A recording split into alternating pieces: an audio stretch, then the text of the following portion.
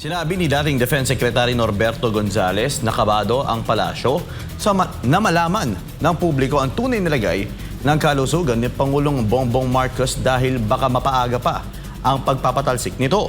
Samantala, hindi lang ito ang unang pagkakataon na duda ang publiko sa medical records ni BBM dahil noong nagpa-drug test umano ito sa St. Luke's ay kinwestiyon din ang resulta nito. Narito ang exclusive report ni Almar Forzuelo. Kinakabahan sila, baka matanggal nga. Malaking issue yung health. No? Ito ang binitawang pahayag ng dating kalihim ng Department of National Defense o DND na si Norberto Gonzales sa eksklusibong panayam ng SMNI News patungkol sa issue kung ano nga ba ang tunay na estado ng kalusugan ni Pangulong Ferdinand Bongbong Marcos Jr. Paliwanag ni Gonzales, kaya hindi pinapakita ng punong ehekutibo ang tunay na medical bulletin nito ay dahil sa politika. Yung ganyang klase ng sitwasyon, hindi natin masisisi ang Malacanang, no? Na medyo maglihim ng konti tungkol sa sitwasyon ng presidente. Kung normal lang sitwasyon ng politika sa atin ngayon, palagay ko, ang palasyo,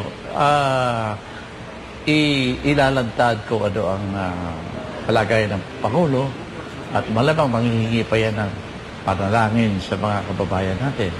Binigyang diin ng dating kalihim na natatakot ang administrasyon ni BBM na malaman ng mga kritiko ang tunay na lagay ng kalusugan nito dahil baka mapadali ang pagpapatalsik nito sa pwesto.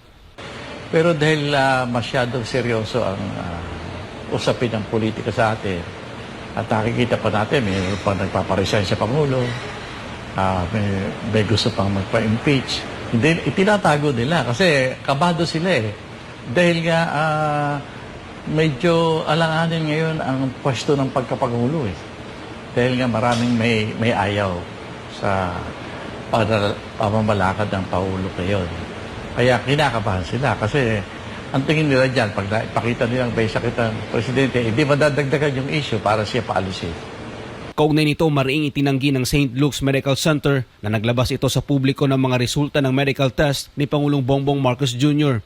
Sa isang public advisory, sinabi ng pamunuan ng ospital na ang mga dokumentong kumakalat online na may kaugnayan sa medikal na tala ng Pangulo ay peke. Kung matatandaan, hindi lang ito ang unang pagkakataon na kunesyon ng publiko ang medical records ni BBM. Una rito ay noong nagpa-drug test umano ang Pangulo at ang St. Luke's din ang nagproseso.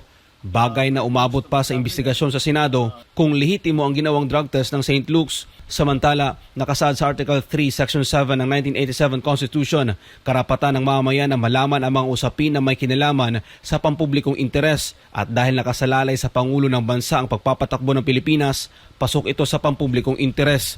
Malinaw din na nakasaad sa Konstitusyon na karapatan ng publiko na malaman kung mayroong seryosong karamdaman ang Pangulo. Sa makatuwid, may lehitimong karapatan ang mga Pilipino na humiling ng medical bulletin mula sa Pangulo, hindi bilang chismis o pakikialam sa pribadong buhay, kundi bilang usapin ng pananagutan sa publiko. Sa huli, tungkol naman sa mga nagsasabi na pre-recorded ang mga lumalabas na video ng Pangulo. Ito ang sinabi ni Gonzales. Pwedeng nangyayari yan. Kasi nga, pinlano na nila. Kasi yung mga, kung sino man, yung mga nakaikot sa Pangulo, ay natatakot sila na baka gamiting issue yan. Pinaghandaan nila yan. Na para, kunyari, hindi siya may sakit. Yan ang ginagawa ng mga liderato ng politika na medyo insecure. Pinakabahan na sa iisipin ng taong bayan. Para sa Diyos sa Pilipinas, kung mahal, Almar Forzuelo, SMNI News.